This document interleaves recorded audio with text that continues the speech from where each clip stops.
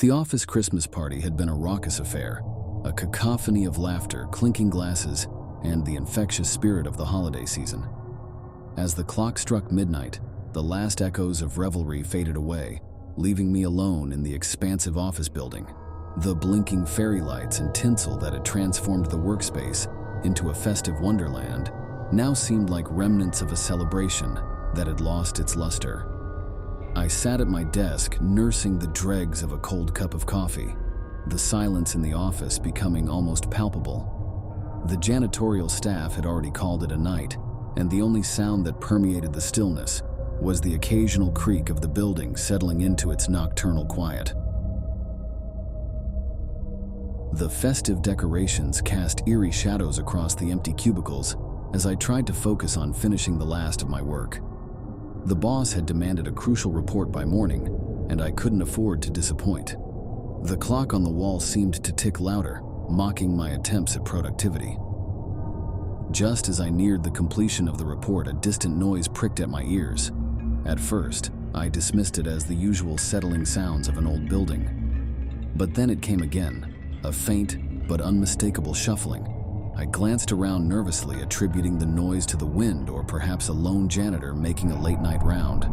The clock now read 1:30 a.m., and the shadows seemed to deepen, conspiring with the late hour to create a sense of foreboding.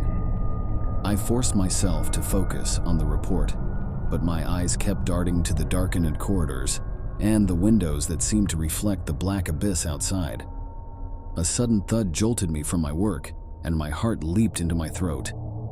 I strained my ears, hoping it was just a random sound, but the unsettling silence that followed confirmed otherwise. Gripped by a rising sense of unease, I cautiously stood and peered over the cubicle wall. The office was plunged into darkness, with only the faint glow of emergency exit signs breaking the black void. I fumbled for my phone, using its feeble light to guide me as I crept towards the source of the noise. Every step echoed like a drumbeat in the silence. As I approached the corner of the office, my breath caught in my throat. A flickering light illuminated a group of shadowy figures huddled around the server room door. Panic surged through me as I realized this was no ordinary break-in. These intruders were after something specific, and it wasn't the office supplies. My mind raced as I considered my options. Escape seemed impossible. The only exit was through the main lobby, and that would require passing right by the intruders. I retreated back to my desk, contemplating whether to hide or confront them. As I cowered behind the cubicle wall, the realization hit me like a freight train. My phone. I could call for help. Fumbling in my pocket, I retrieved the device and dialed 911.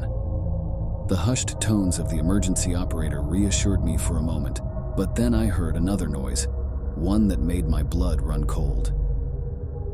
Footsteps. I muted my phone, desperately trying to control my breathing as the intruders moved closer. They spoke in hushed whispers, their words muffled, but their intent unmistakable. Panic set in as I scanned the office for a hiding spot. My eyes settling on a storage closet nearby, I slipped inside, closing the door behind me with agonizing slowness. Darkness enveloped me, and I strained to hear any clues about the intruders' whereabouts. The seconds felt like hours as I clutched my phone, praying for help to arrive.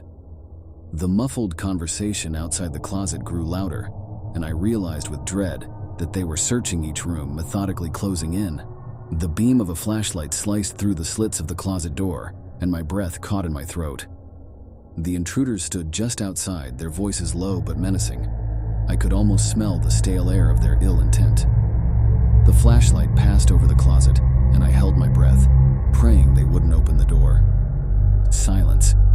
For a moment, time hung suspended.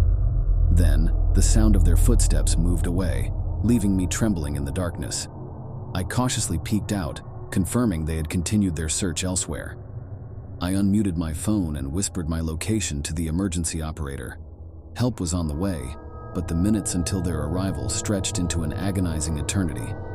As I waited, I couldn't shake the feeling that the intruders weren't just after valuables. Their whispered conversations hinted at a darker purpose, a malevolent force lurking behind the facade of a routine break-in. When the police finally arrived, They swept through the office, apprehending the intruders before they could escape. The building was once again bathed in the harsh glow of emergency lights, and the nightmare seemed to recede. But even as I stood there, surrounded by law enforcement and the aftermath of the intrusion, I couldn't shake the lingering sense of dread. The office, once a symbol of routine and familiarity, now harbored a darkness that extended far beyond the stolen laptops and petty theft. As I watched the police take the intruders away, a chilling thought crept into my mind. What had they really been looking for, and what malevolent force had drawn them to the heart of the office during the dead of night? The answers remained elusive, lost in the shadows that clung to the once celebratory atmosphere of the Christmas party turned nightmare.